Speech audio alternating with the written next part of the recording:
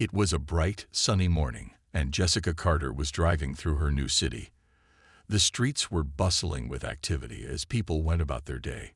Jessica had just been appointed as the new chief of police, but she hadn't yet introduced herself to the department. She wanted to take a day to familiarize herself with the neighborhoods she would now serve. Jessica was dressed casually in a light gray blouse and jeans. Her car, a simple but well-maintained sedan, blended in with the traffic. She drove calmly, observing the people and places around her. She noticed the local stores, schools, and parks, thinking about how her leadership could make these areas safer for everyone. As she approached a stoplight, Jessica noticed a police car pull up behind her. At first, she didn't think much of it. But as the light turned green and she drove on, the police car stayed close. A moment later, the flashing red and blue lights appeared in her rearview mirror, accompanied by the siren. Jessica was surprised but remained calm. She pulled over to the side of the road, turned off her engine, and rolled down her window. She watched in her mirror as two officers stepped out of the patrol car. Both were young and seemed tense as they approached her vehicle. "Good morning, ma'am," said the first officer, his tone professional but firm. "Do you know why we pulled you over?" Jessica looked at him calmly. "No, officer," she replied. "I wasn't aware I did anything wrong." The second officer stood slightly behind his partner, his hand resting on his utility belt. "We noticed you driving through the area and decided to check. This is a high-crime neighborhood," he said, his tone more serious. Jessica raised an eyebrow, but kept her composure. "I wasn't aware driving through this area was against the law," she said politely. "May I ask what specific violation you're accusing me of?" The first officer hesitated. "Ma'am, we're just doing our job. Can we see your license and registration?" Jessica nodded, reaching for her purse slowly. "Of course, officer," she said, handing over her documents. The officers glanced at them, but didn't seem to notice her name or title. Instead, they exchanged a quick look, as if questioning why she was in this neighborhood. "Where are you headed?" the first officer asked, his tone softening slightly. Jessica met his gaze. "I'm exploring the area," she said simply. "I'm new to town and wanted to get to know the neighborhoods." The second officer still seemed uneasy. "Ma'am, we'll need to step out of the car," he said. Jessica tilted her head slightly, her calm demeanor unwavering. "If you insist," she replied. As she opened her door and stepped out, the officers appeared surprised by her confidence. Jessica stood tall, looking at the officers with a quiet authority. They had no idea who they were dealing with. But soon, they would. Jessica Carter stepped out of her car, calm but curious about what would happen next. The officers glanced at each other, surprised by her poised demeanor. Most people they pulled over seemed nervous or defensive, but this woman was different. She didn't appear scared or angry, just steady and confident. "Ma'am, we're going to ask you a few more questions," the first officer said. He motioned for her to step to the side of the vehicle. "What exactly brings you to this area?" Jessica's eyes remained steady on his. "As I said, I'm exploring the neighborhood," she replied. "Is there a law against that?" The second officer frowned slightly, his tone growing firmer. "This part of town has seen a lot of recent activity.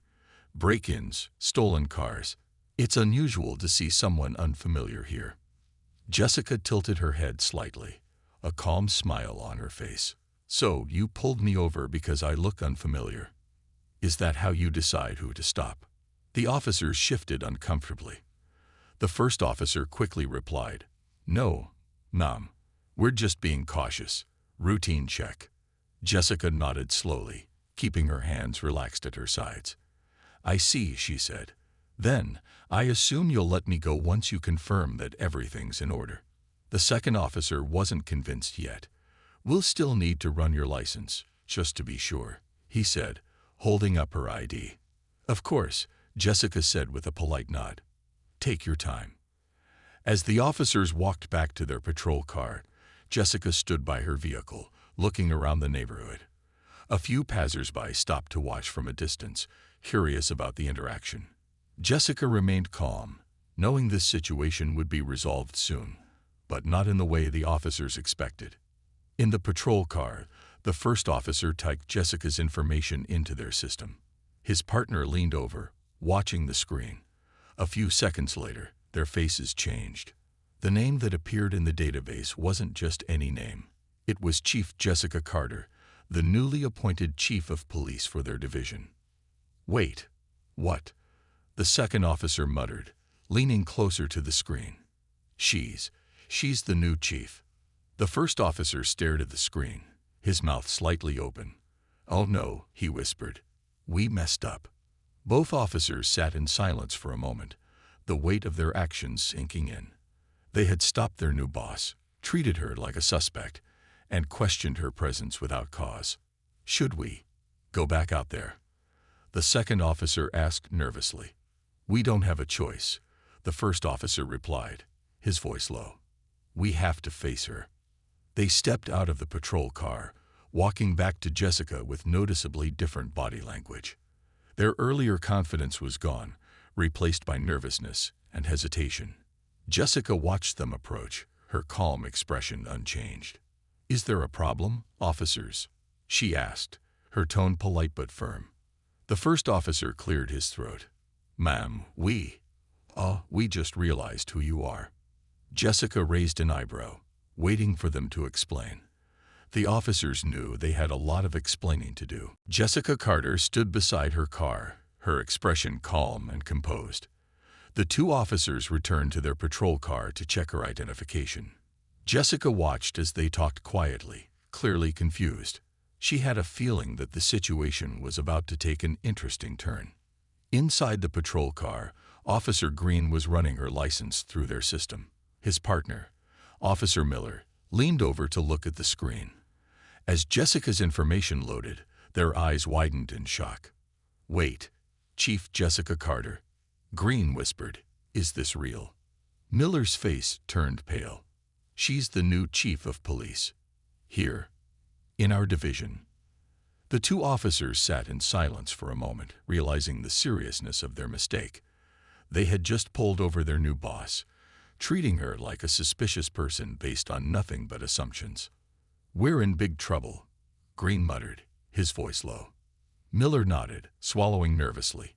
"What do we do now?" Green sighed. "We go back and explain. There's no hiding from this." Outside, Jessica remained patient, though she knew exactly what was going on. She had already guessed that the officers would soon discover who she was. She crossed her arms and waited as they hesitantly got out of their car and walked back toward her. When they approached, their earlier confidence had completely disappeared. They looked nervous, their shoulders tense. Jessica decided to let them speak first.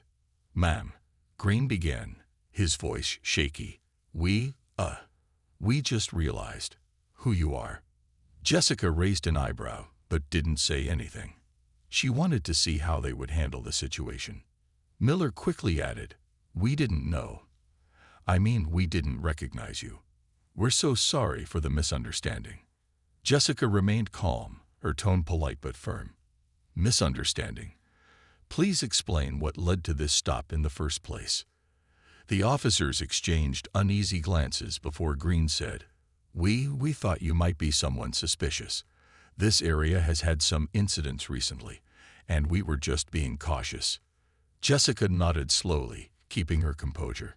"So you stopped me because I looked suspicious driving in this area?" Miller stammered, "Do you? Well, no, ma'am. It wasn't just that. We didn't mean any disrespect. We were only trying to do our job." Jessica sighed, her expression unreadable. "Officers, part of your job is to treat everyone fairly, no matter who they are or where they are. Do you believe you handled this situation properly?" Both men looked down, clearly embarrassed. Green spoke quietly, "No, ma'am. We didn't." Jessica nodded again. "Thank you for admitting that. I'll be reviewing this interaction later. For now, I'd like my license and registration back." The officers quickly handed her documents back, apologizing once again. Jessica took them, still calm, and said, "I'll see you both at the station soon. We'll discuss this further there." As she got back into her car and drove away, the officers stood frozen, realizing they had just received a lesson from their new boss, one they wouldn't forget anytime soon. Jessica Carter drove away from the scene, her expression calm, but her mind busy. She wasn't angry. She knew mistakes happened. However, this situation highlighted an important issue that needed addressing within her department. As the newly appointed chief of police, she had a responsibility to ensure her officers upheld fairness and professionalism. At the station, the atmosphere was buzzing with activity. Officers were coming and going, handling their daily tasks. Jessica arrived shortly after the two officers, who were already inside, looking visibly nervous. Word had begun to spread that the new chief had been pulled over by her own officers. Jessica walked into the station with quiet authority. Her presence commanded attention, and the chatter in the room immediately died down. She made her way to the briefing room, where the two officers had been waiting as instructed. "Officers Green and Miller," Jessica began as she entered the room. Her tone was firm but not unkind. "Let's discuss what happened earlier." The two men stood up quickly, their faces a mix of regret and anxiety. "Chief Carter," Green started, "we want to sincerely apologize for what happened. We didn't realize who you were, and we made a mistake." Jessica motioned for them to sit, then took a seat herself. "It's not about recognizing me," she said calmly. "It's about the assumptions you made. I want to understand your reasoning. Why did you stop my vehicle?" Miller spoke up, his voice steady but apologetic. "We were patrolling the area and noticed you. This neighborhood has had a lot of incidents recently, so we thought you might be connected to something." Jessica nodded slowly, letting his words sink in. "And what exactly about me made you think I was involved in criminal activity?" Green shifted uncomfortably. "It wasn't anything specific, ma'am. It was just the area and unfamiliarity." Jessica raised an eyebrow. "So because I was unfamiliar and in a certain area, that was enough reason to stop me? Did I violate any traffic laws?" Both officers shook their heads. "No, ma'am," Green admitted. "You didn't." Jessica leaned forward, her tone softening slightly. "Officers, this isn't just about me. What if I had been an ordinary citizen? How would they have felt being treated the way I was today?" The room was silent for a moment before Miller said quietly, "They would have felt judged and disrespected, ma'am." Jessica nodded. "Exactly. We're here to protect and serve, not to make assumptions about people based on where they are or how they look. This is a lesson for both of you, but also for the entire department." The two officers looked at her with genuine remorse. "We understand, Chief," Green said. "We'll do better." Jessica stood, signaling that the meeting was over. "You'll be attending additional training sessions to reinforce proper protocol. I'll also expect you to share what you've learned with your fellow officers. This department is going to set a new standard, starting now." As Jessica left the room, she felt confident that this incident could be turned into a positive change. For her, leadership was about growth, and today was the first step toward building a better team. The days following the incident were busy for Jessica Carter. She didn't waste time addressing the issues highlighted by her experience. As the new chief of police, she called for a mandatory meeting with all the officers in her division. The topic of the meeting was clear: accountability and fairness in policing. The officers gathered in the precinct's conference room, their expressions a mix of curiosity and concern. Jessica stood at the front, her presence commanding but approachable. She scanned the room before speaking, ensuring she had everyone's attention. "Good morning," she began, her tone steady. "As most of you know, I recently had an interaction with two of our officers while I was driving in one of the neighborhoods we patrol. Let me be clear, this isn't about pointing fingers or placing blame. This is about learning and improving."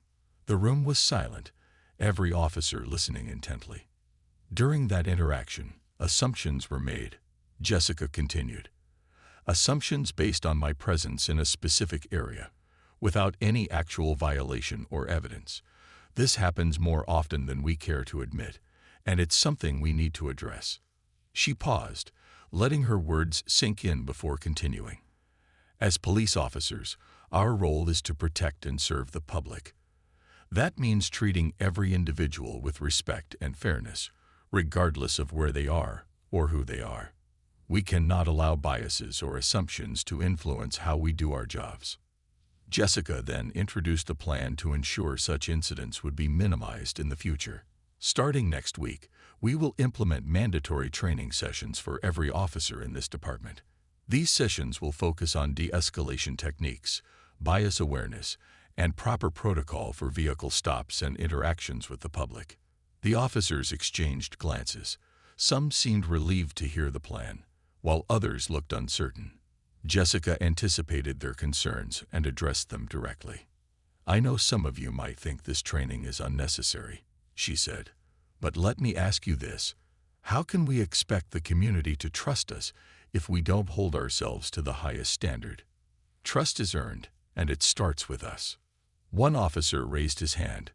"Chief Carter, will this training involve feedback from the community? I think it would help to hear their perspectives." Jessica smiled. "That's an excellent point. Yes, we'll be working with community leaders to ensure the training is comprehensive and includes real-world examples. This is not just about policies. It's about people." By the end of the meeting, the energy in the room had shifted. Officers began to see the training not as a punishment, but as an opportunity to grow. Jessica's approach was firm yet supportive, and her vision for change was clear. As the meeting concluded, Jessica felt a sense of optimism. She knew the road ahead wouldn't be easy, but she was confident in her team's ability to rise to the challenge. Change was coming, and it started with them. The changes Jessica Carter brought to the department didn't stop with the first training session. She made sure these lessons were followed up with regular discussions, practical exercises, and direct engagement with the community. She believed that trust wasn't built overnight. It required consistency and genuine effort. One afternoon, Jessica organized a meeting between her officers and local community leaders. The goal was to create an open space for dialogue, where residents could share their experiences and concerns directly with the police. The meeting took place at a community center, and the turnout was larger than anyone expected. Jessica opened the meeting with a simple statement: "We're here to listen. We're here to learn. And we're here to make things better." Residents spoke one by one, sharing stories of times they had felt unfairly judged or mistreated by law enforcement. Their words were raw and honest, and many of the officers, including Green and Miller, listened with a new sense of understanding. For some, it was the first time they truly saw how their actions affected the people they were meant to protect. A young woman named Clara stood up to speak. "I've lived in this neighborhood my whole life," she said. "I've seen good officers and bad ones. The good ones make you feel safe. The bad ones make you feel small. What we need is more of the good ones, officers who see us as people, not just problems." Jessica nodded, thanking Clara for her words. "That's exactly the kind of department we're building," she said. "And it starts with conversations like this." After the meeting, many of the officers stayed behind to talk one-on-one with the residents. Green approached Clara, wanting to learn more about her perspective. "Thank you for sharing your story," he said sincerely. "I want to be one of the good ones. What do you think we could do better?" Clara looked surprised but appreciated his honesty. "It's simple," she said. "Treat us like you'd treat your own family. Talk to us, not at us, and don't assume you know our lives just by looking at us." Green nodded, her words staying with him. He realized how much of his job wasn't just about enforcing the law. It was about building relationships. Meanwhile, Jessica walked through the room, observing the conversations happening around her. She felt a sense of pride seeing her officers engage with the community in such a meaningful way. She knew there was still a long road ahead, but moments like this gave her hope. As the event came to an end, Jessica addressed the group once more. "This is only the beginning," she said. "We'll continue to meet, to listen, and to grow. Together, we can create a department that truly serves everyone." The room erupted into applause, a sign of the progress being made. Jessica left that day feeling energized. Change was happening, not just within the department, but within the hearts of the people they served. Months passed, and the changes Jessica Carter introduced continued to shake the department. Officers who once relied on assumptions were now more thoughtful in their actions. The community, once distant and mistrustful, began to see the department in a new light. Jessica's leadership was making a difference, and everyone could feel it. One morning, Jessica arrived at the precinct to a pleasant surprise. A group of residents had gathered outside, holding signs with messages of appreciation. One sign read, "Thank you for listening to us." Another said, "Chief Carter, a leader we trust." Jessica smiled warmly as she approached the crowd. "Good morning," she greeted them. "What's all this?" A man named Robert, one of the community leaders, stepped forward. "We just wanted to say thank you, Chief Carter," he said. "You've shown us that change is possible, and it means the world to us." Jessica was touched. "Thank you," she said. "But the credit doesn't just belong to me. It's a team effort, both the officers and the community coming together to make things better." Inside the precinct, Green and Miller watched the scene from a window. They exchanged a glance, both feeling proud to be part of this transformation. Green said, "Remember when we first met her? We had no idea who she was, and now she's completely changed how we think about our job." Miller nodded. "Yeah, she's shown us what it means to truly serve. I'm glad we got the chance to learn from her." Later that day, Jessica called a department-wide meeting. She stood before her team, her voice filled with both pride and determination. "I want to thank all of you for embracing the changes we've made," she began. "I know it hasn't always been easy, but your willingness to grow has made all the difference." She continued, "Our work isn't done. There's always more we can do to strengthen the bond between us and the community. But together, I know we can continue to build trust, one step at a time." The officers applauded, feeling inspired by her words. Even the ones who had been skeptical at first now saw the value in her vision. They knew they were part of something bigger than just enforcing the law. They were part of creating a safer, fairer community. That evening, Jessica took a quiet drive through the city, reflecting on how far they had come.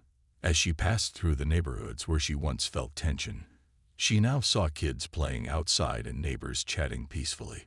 She knew this wasn't the end of the journey, but it was a sign that they were on the right path. When she returned home, she sat down with a cup of tea, feeling a sense of accomplishment. Jessica Carter had set out to make a difference, and she had done just that, not by acting alone, but by bringing people together. For her, this was the true meaning of leadership.